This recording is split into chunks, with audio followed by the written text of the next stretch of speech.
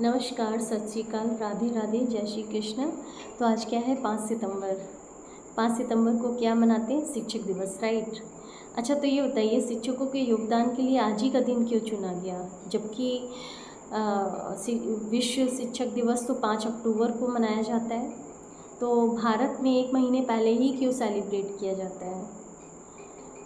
तो आप में से कुछ लोग बोलेंगे कि डॉक्टर सर्वपल्ली राधाकृष्णन का आज जन्मदिन हुआ था। ये बिल्कुल सही बात है, बट इससे शिक्षक दिवस से क्या लेना देना है? तो चलिए कुछ महत्वपूर्ण बिंदुओं पे हम लोग प्रकाश डालेंगे। तो बात शुरू होती है कि डॉक्टर सर्वपल्ली राधाकृष्णन का जन्म जो है 1888 में ये तमिलनाडु के तिरुतरी स्थान पे होता है। ये बहुत ही मेधावी छात्र होते हैं और ये इनको छात्रवृत्ति के माध्यम से इन्होंने अपनी पूरी पढ़ाई की होती है। इन्होंने एमए किया। इनकी एमए की थीसिस का जो टाइटल है वो एन एथिक्स ऑफ वेदांता में इन्होंने थीसिस लिखी होती है। इनकी फर्स्ट जॉब जो है वो मद्रास प्रेसिडेंसी कॉलेज में दर्शन शास्त्र के लेक्चर के रूप में नियुक्ति होती है। ये अराउंड 1909 की बात है जो इनको पहली जॉब लगती है, ठीक है। उसके बहुत सारी इवेंट्स होते होते फिर बात आती है 1921 में, जो ये कोलकाता यूनिवर्सिटी में इनकी नियुक्ति होती है और ये अपने कॉलेज को इंटरनेशनली कई जगह रिप्रेजेंट करते हैं। बात आती है 1929 में। उस टाइम पे ऑक्सफोर्ड यूनिवर्सिटी के मैनचेस्टर कॉलेज से इनको लेक्चर के लिए इनविटेशन आता है और ये एक्सेप्ट भी करते हैं। और इनके लेक्चर की ना मज़ेदार बात है कि इनके लेक्चर की ना एक बुक छपती है जिसका टाइटल जो है वो an idealist view of life, जो कि आप लोग देख सकते हैं।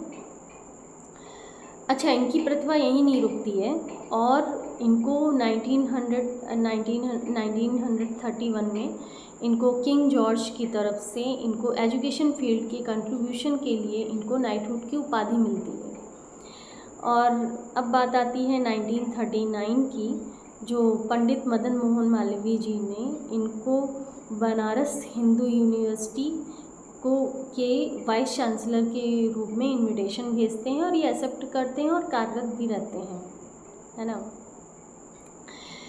अब बात आती है 1948 की, जो कि ये यूनेस्को के एग्जीक्यूटिव बोर्ड के जो है चेयरमैन रहते हैं और ऐसे उनको बहुत सारे पद ग्रहण हैं बीच में, जो कि मैंने डिस्कस नहीं किए हैं।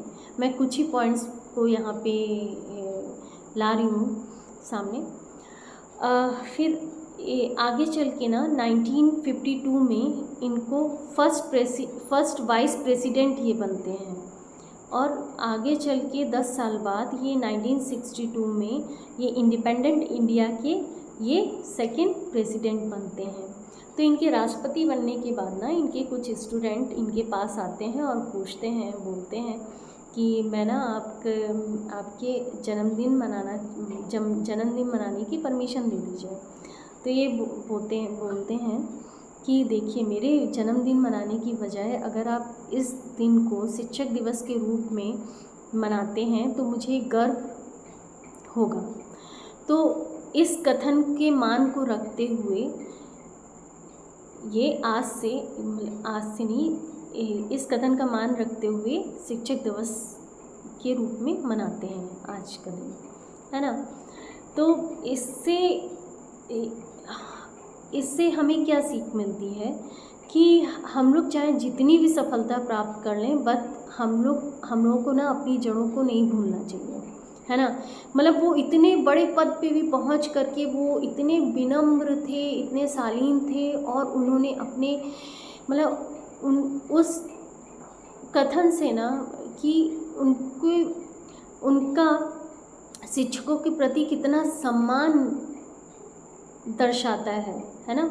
ये आप देख सकते हैं, है ना। उनका मानना था कि शिक्षक और छात्र का जो रिलेशन है वो कक्षा तक ही सीमित नहीं रहता है, बल्कि छात्रों के अंदर प्रतिभा को पहचाने और उनको मार्गदर्शन करें, ये शिक्षक का कर्तव्य है। उनका मानना था कि अगर डॉक्टर, इंजीनियर या वकील बनने से अगर उन छात्रों के अंदर अगर नैतिक मूल्य नहीं है, मानवता नहीं है, दयाशीलता नहीं है, तो वो शिक्षा अधूरी है। उनका ऐसा मानना था, है ना। तो हम वो शिक्षा पे बहुत ज़्यादा ही जोर डालते थे, है ना। तो हम लोगों को भी इनसे सीख लेनी चाहिए कि हम लोग को अपने नैतिक मूल्यों को नहीं भूलना चाहिए। शिक्षा के साथ साथ हम लोग खूब पढ़ाई लिखाई कर रहे हैं, ज्ञानवर्धक चीज़ें पढ़ रहे हैं, लेकिन हम लोग अपने उपनिषदों, वेदों के ज्ञान को भूलते जा रहे हैं। जो कि हम लोगों को ना छोटे से ही छोटे छोटे बच्चों को ना थोड़ा सा प्रोत्साहित करना चाहिए। 1 लाइन 2 लाइन अपना, कभी शाम के टाइम भजन कीर्तन के टाइम, आप पूजा के टाइम 1 लाइन आप लोग ज्ञान दे सकते हैं, है ना। तो ये जो है शिक्षक दिवस पे शिक्षक की ही जिम्मेदारी नहीं है, ये आज के पेरेंट्स की भी जिम्मेदारी है। और इसी के साथ मैं अपने शब्दों को विराम देती हूँ। नमस्कार।